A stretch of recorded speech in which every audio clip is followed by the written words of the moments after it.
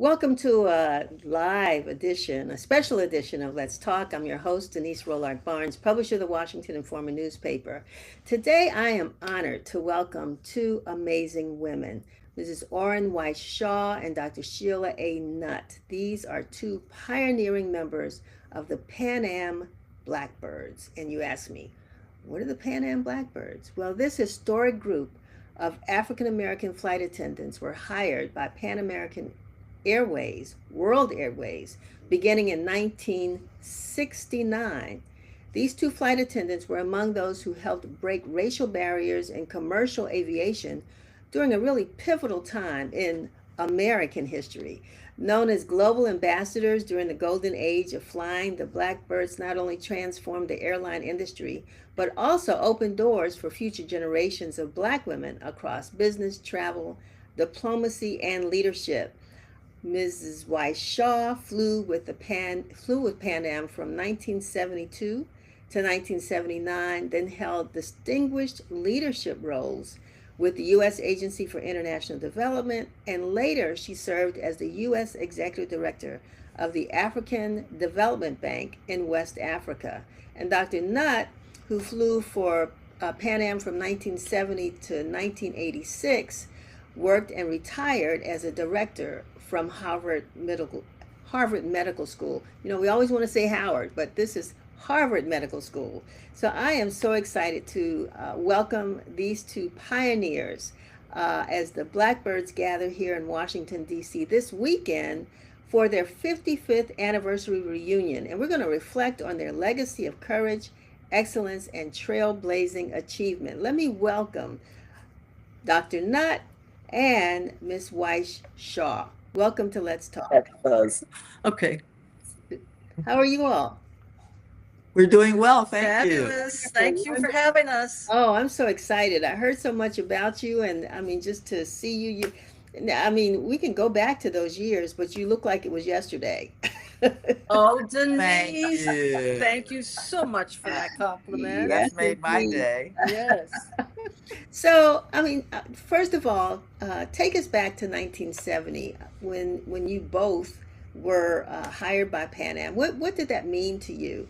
One, to get this position, and what was your journey there? All right. I'll start first. I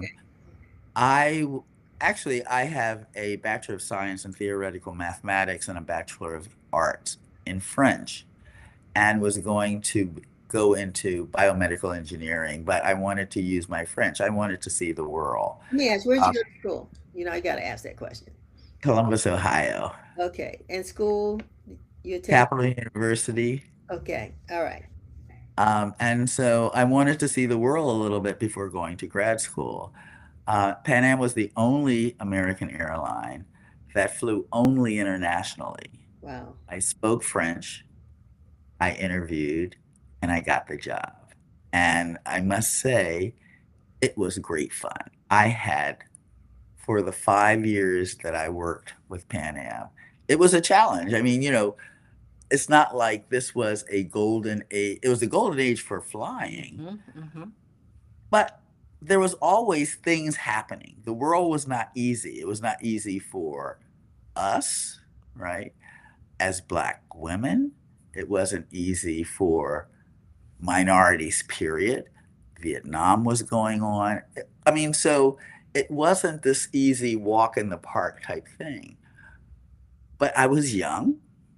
I recognized everything that was going on, and I wanted to take advantage of the opportunities that were there, recognizing absolutely there were risks, Yeah. but I was willing to run those risks. And it was more, I mean, believe me, it was more than worth it. Wow. Now, what about your journey? Talk to us about that. Well, I wanted to be an Oh, wait, actress. What? we're both from Philadelphia. We Yes. both went to the same high school We Uh, both graduated from the Philadelphia High School for for Girls, girls. Okay. the only exam school at the time in the state of Pennsylvania. And one of the oldest high schools in the country, 1848, it was established. All Wow. right, Sheila. Wow. So your audience is getting a bit of Philadelphia history. So After I graduated from the Philadelphia High School for Girls, I wanted to pursue a career in modeling and acting. And so I entered the Miss America contest, the first step in Philadelphia, and I was selected the first runner up. And my parents were told by one of the judges that they wanted me to win, but they were not ready for a black queen. So they made me first runner up, which meant that if anything happened to the queen, then I would slide into the slot and they would not be accused of running amok and doing what was unacceptable in society at the time. So it was Miss Congeniality at that contest who said, Sheila, the airlines are hiring, and if you become a stewardess, you might get discovered. And that's what happened to Brian Gumbel's wife. She got Right. discovered on the airplane. Wow. Anyway, so my friend and I looked in the Sunday newspaper, which was the equivalent of Indeed at the time. Right. And we looked under airlines, and the only one we saw was Pan Am. Now, as Oren said, Pan Am was the only airline that flew strictly international. Mhm. African Americans and people of African descent were not traditionally using Pan American World Airways. We would go from Philadelphia to California, to Atlanta, but Detroit. we were not going traditionally from Absolutely. Philadelphia to Paris, for example, Or Warsaw. or Warsaw. Okay. Yeah. So we were not familiar with Pan Am. So we called up and asked for an interview, and they said, well, we can't give you an interview unless you have these certain qualifications. And you had to be a certain height, a certain weight, you had to be college educated, you had to speak a second language, you could not wear eyeglasses, you could not have acne, you could not wear braces, you could not be married, you could not have children, and the list goes on. And the braces are important because you had to have straight teeth. Ah, wow, wow. I mean, So we were effectively the educated, sophisticated Barbie dolls on the okay. plane. Yeah, I mean, how far, look at how far we've come since then. What we used to say back then was, if I'm going to serve coffee, tea, pillows, and blankets, I'm going to Paris, France, and not Paris, Georgia. I hear you. I hear you. You know, it's interesting Exactly. because as I look back at the history, and which I did a few minutes ago, and found that the first black woman that was hired for an airline, I can't remember the name of the airline, but they let her go because she was married. And then I think the second lost her Yeah. job because of a sickle cell requirement. Anemia. Anemia. Mm, Yeah, yeah. yeah. So they really Well, done. we couldn't be married. If No. you got married while you were flying, Hmm. that was the end of Yeah. your career. Well, we were allowed. I got married in 1973, and I had my first child in 77, and that was new. Right. But when I got pregnant in 77, I had to stop flying. Wow. You Yeah. weren't allowed to fly and be pregnant. Yeah. So, I mean, of all the criteria that you had to meet, race was not one that you mentioned. And so, tell me, I mean, did you understand the historical significance? Was race an issue for you? You just wouldn't apply because you, Well, I mean, it was during the civil rights, yeah, right? yeah. So, And so there was a lot going on in terms of breaking barriers that companies, whether it was airlines, corporations, et cetera, and we actually have, and I could send you a photo of Lyndon Johnson, right, with all these people around him. And I think it was about Pan Am, specifically Pan Am flying internationally exclusively was in part required by the US government because they wanted to make sure that diplomatic pouches from the State Department only flew on American US flag carriers. Well, we were basically the flag carrier. So with the evolution of civil rights, Pan Am it wasn't like they ran out, but they wanted to keep those contracts, right? I see. I see. And so, yeah, I mean, so you know what's going on. It's not like we're oblivious to it, Right. but you take advantage of those opportunities when and where they come, And did right? you experience anything in your flights, any of you all, did you talk about, I mean, things that you may have experienced with some of the, the people who were on the flights and you providing service to them? I mean, of course, we've Oh, been I have a good forever. one. So what's that? And I know you do too. Latin America. Okay. It was not so much about race as it was class. Mm. And I worked in first class. And I can recall going down, and this was a long, I think this was the This is 32. Buenos Aires. Exactly. Buenos Aires, Argentina. And it was a double first class, right? Yep. And you go down because we cooked on the plane. We did roast beef to order on the planes, Wow. right? And sliced it in front of you. Exactly. We would get This was in huge first class pieces. though, right? This First wasn't, class. yeah, But even in economy, there were usually three choices of yeah. hot meals, right? But I'm going down getting orders, and I come to this couple, and so I looked at the husband who was sitting on the aisle, and I said, what would you like to have? And he told me, and then I looked at his wife, and his wife looked at her husband and said, "Tell the girl Yes. I will have X." It wasn't even a racial thing. It was a class thing. Yeah. She didn't talk to help. Now I've had that happen much, and it only happened primarily in the BA flights, Yes. Buenos right? Aires. Buenos Aires. But in terms of, oh, maybe I was lucky. I've had a very good life. But I never had someone say, "Oh, I can't take it from you," or "I can't talk to you," or whatever, because you were black. Wow. That I never had that. Wonderful. Wonderful. Well, And you, Dr. Nutt?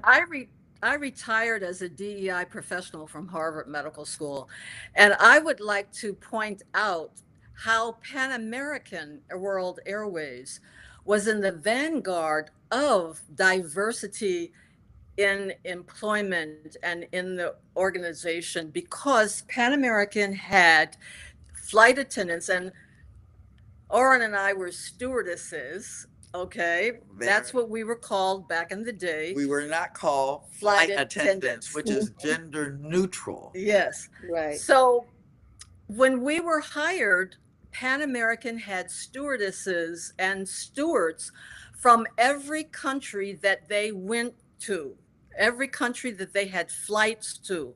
Now, that meant you had people who spoke Swedish, German, French, Japanese, Exactly. English. You had everything, and you had to learn to what? Work together. You see what I'm saying? Oh, yeah. So, and you had to, in order to keep your job, you had to also demonstrate a level of appreciation and respect for that diversity. Yeah, and for the different cultures we were flying into, Yeah. right? Because the people on the plane represented cultures that, quite honestly, were lacking in the United States. They had exposure, right? So, absolutely, it wasn't just that Americans or African Americans had to speak at least one other language. Everyone had to speak who was working the cabin, because Pan Am, if you were flying New York, London, Frankfurt, Tehran, they would have people who spoke the language of that flight there, because you can't assume that the person getting on in JFK speaks English. They Yeah. might speak German, they might speak Iranian, they might speak Japanese, you know. So it was a very I would say cosmopolitan Makes sense. environment. Yes. Yeah. So I have the fortune to speak to the two of you, but the Blackbirds, tell us about the Blackbirds, the Pan Am Blackbirds. Okay, so I want to tell you specifically how it all got started. My first degree is in African American history, and I consider myself a historian. And as you mentioned, I did my doctoral dissertation on stress, occupational stress, and stewardesses. So I was curious about the stories of the African American stewardesses, or the stewardess and stewards of African descent. Right. And I wanted to make sure that our stories were represented and saved and acknowledged as a valuable contribution to American history. Mm-hmm. And so I decided I was going to write a book. And I thought, oh, yeah, I'll write a book. Well, I didn't realize what it takes to write a book. Okay, so ignorance is not bliss. Yeah. So it wasn't until I was at Harvard Medical School and I decided to host our first reunion. It was a small gathering of stewardesses. By that time, we were flight attendants, but it was basically stewardesses who flew between the years of 1960 through 1979. And I selected that particular time frame because in 1980, Pan American bought or merged, acquired National Airlines. And so I wanted the period when Pan American had a specific training program, had a specific, it was an iconic airline. Pan American was, I read something where it wasn't a job, it was a family, it was a way of life. Okay, so I interviewed my friends, and I said, okay, let's see what we can do to make sure our stories are recorded and saved. And Denise, the reason I want to do that is because an African proverb says, until the lion can write his story, the hunter is always the victor. Yes, and I want to make sure that our narratives, our stories are recorded and respected, because not only did we start out as stewardesses, we went all to do other things, to become ambassadors, to become doctors, lawyers, educators, entrepreneurs. And so I see us as role models and mentors for young people of color who can say,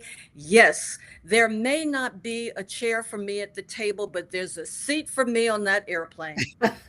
I love it. I love it. So you're all about to celebrate your 55th reunion here in the DC area. Talk about that. What's going to happen? Where's it going to be? I'm gonna turn that over to Oren, because Oren really went. She did something awesome. We started out at Harvard Medical School, like I said, small. Harvard was very generous, and we saw some of Boston, and it was small and intimate. But Oren took it. Go ahead, girl. Well, Denise, I have been living overseas for quite a while, right? Mm-hmm. And so when I came back in 2023, and among the things, obviously reconnecting with Blackbirds, like Sheila, and like quite a few here in the DMV, I thought it would be a great idea to have a nice little dinner, right? Here in the DMV, there's at least 8 of us. It would be sort of like what Sheila had, up at her. And so, I reached out to folks, and it's that one of those, and one person told another person and told another person, and before you knew it, and it is historic. I mean, it was not to downplay the historic nature, but it was really just the camaraderie. I mean, you get 2 Pan Am stewardesses or stewards and stewardesses together, and it's like almost a different language, right? The stories that we end up exchanging about almost being arrested in Yugoslavia, and I mean, and everybody knows earthquakes in Tokyo. Earthquakes in Tokyo. I mean, wow. You can And talk. you I can mean, laugh about it. That's the part I like. we have so many stories, Yeah. so many situations, and so I thought, oh, that'd be nice to have. And so it grew, and it grew to the point that it grew to the point that it was not just a dinner, and people from outside of the DMV wanted to join. Okay. Now, when you do that, like Sheila coming down from Boston. So luckily, Marcia from Italy. Marcia is here from Italy, right? Wow. Wow. And so happily, and as Sheila said, blackbirds are sort of everywhere. One of the blackbirds, Roberta's stepson, is a manager director of a number of hotels in the DMV. Okay. And so Roberta asked him or told him that we were meeting. And so he helped us find an incredible hotel in terms of getting discounts. Yeah. We're all seniors, right? Yeah. We Yeah. all qualify Yeah. for the For the 65. Please details. note that, Denise, we are all, your listeners can do the math. If we started flying in 1960 and you had to Right. be at least 21, Right, right.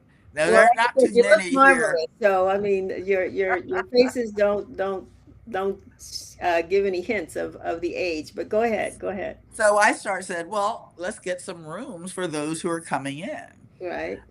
And then, well, we're here. Let's go down to the Air and Space Museum. And so, reaching out to them saying, we're coming.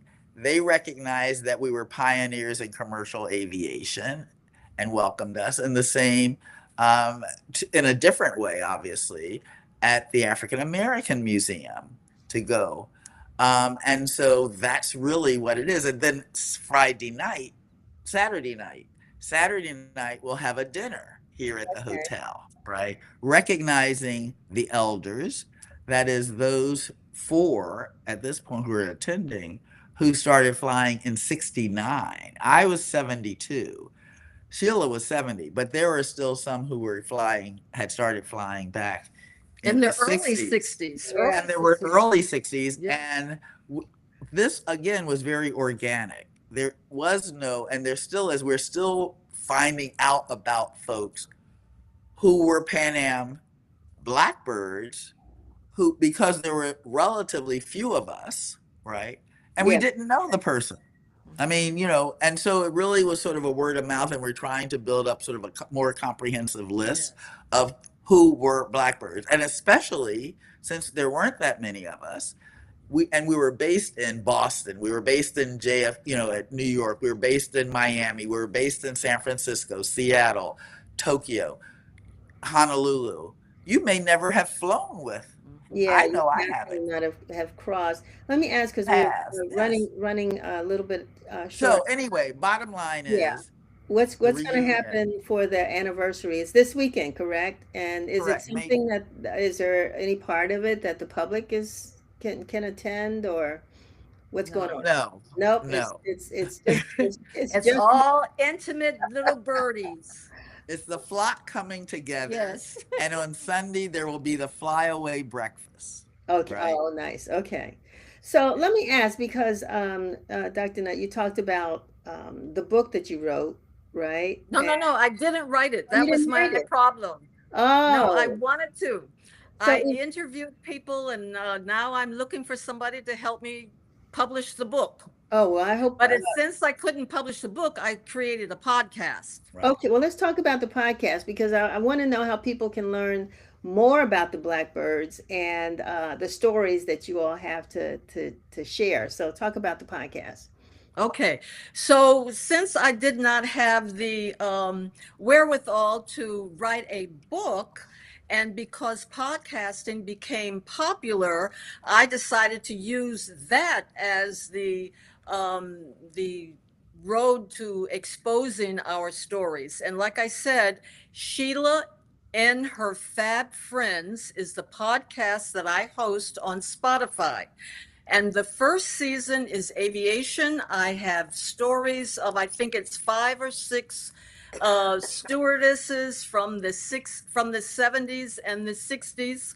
These are women, and I have actually there's one steward who I'm interviewing, and I will continue to interview more Blackbirds on the podcast so that as many of our stories will be celebrated and used as historical narratives. Once again, I want to come back to that African proverb: until we can tell our own stories, it's the hunter Right. who's the So, victor. so when you talk about blackbirds, are they all women? Do you include men in this group as well? We do. Okay, all right. So because I mean, I'm sure that there's that first and some pioneering black men in the travel industry, like Pan Am and others. Is an interesting sort of YouTube or Instagram video I saw not too long ago about about a woman who wanted to get off of a plane because of the black pilot. Sorry about that. Oops. Okay, I can't stop this. Okay. Anyway, so that's good. So, will you interview some of those on your podcast as well?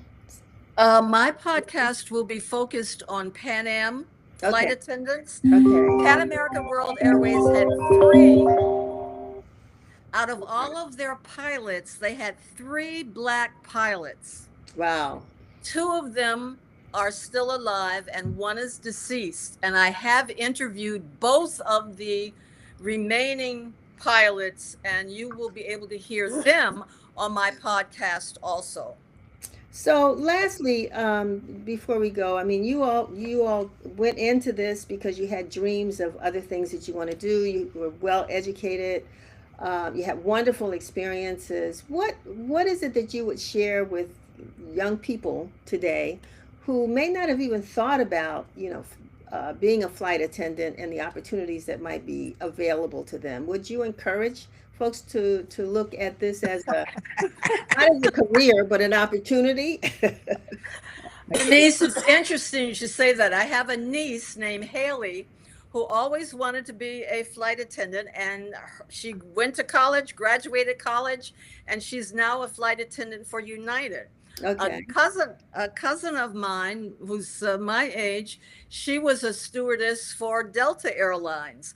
So, young people are still looking to the airlines, but we need to be very clear that things have changed Dramatically. Yes, Imagine. considerably. It is not the commercial aviation and situation that we flew in, Right. right? Not at all. We had a quality and standard of living.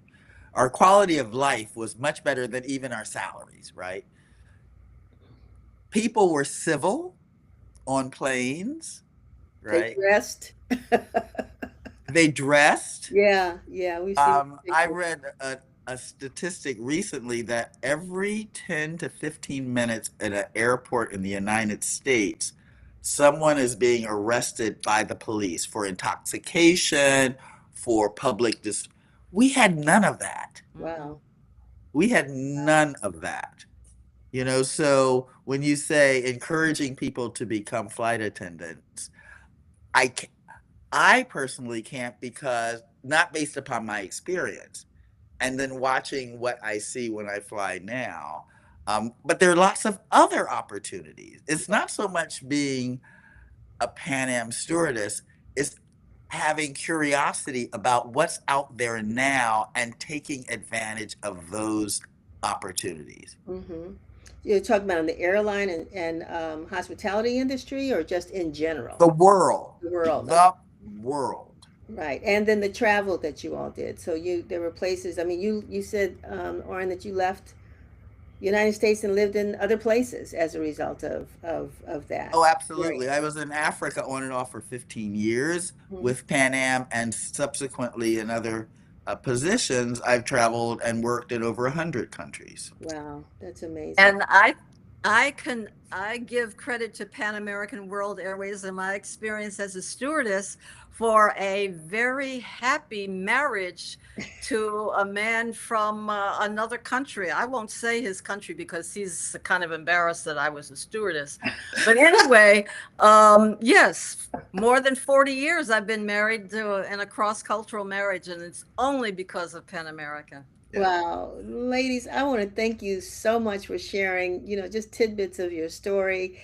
I can't wait for that book now, Dr. Nutt. All right, it's coming. We need to. I mean, we'll And listen to the podcast, but I want to. I'm a book reader, so I definitely want to read the book. So I'm going to encourage you to continue to try to write it, get some help. Check the podcast though until the book comes out. We'll do. We'll and do. maybe in a year or so, you don't know, I've gotten little pinches and about a documentary. Oh, now that I think would So, be but great. this is at the very, very, very early stages. But Yeah. some people become very excited Yeah. about doing a documentary. I mean, we were in, as you said, that historic time. Yeah. So doing refugee evacuation during the fall of Saigon, Wow. right? Flying behind the Iron Curtain into Moscow and a lot of the other Eastern European countries. This It is an amazing, and not just African American, the Caribbean. Yes. We had, flight attendants, stewardesses from Guadeloupe, Martinique. I mean, from Latin America. So it's a very rich story. Yes. Yeah. It sounds like it, and it sounds like one I'd love to know more about. I could probably listen to you all for hours just and some of the other Blackbirds to hear Oh, absolutely. experiences. Yeah. We've got stories. That's going to be the weekend. I It's going to be know. exchanging stories. One of those. Remember when and remember the time Absolutely. yeah. Absolutely. Well, ladies, thank you so very much for joining us for Let's Talk. I'm glad you could take some time as you get ready for this great weekend, and want to continue. Hopefully, you continue to be blessed with all the opportunities. You are still young at heart. I can see it and feel it. Yes. So there's even more you'll have to share, I'm sure, as time goes on. But thank you for spending time with us today. Denise, Thank you for having us. thank you for being interested in our story. Oh yeah, yeah. This is a good one. Thank you, and I will see you soon. Enjoy DC. Okay. All righty. Bye-bye. Bye bye. Take care. Bye bye.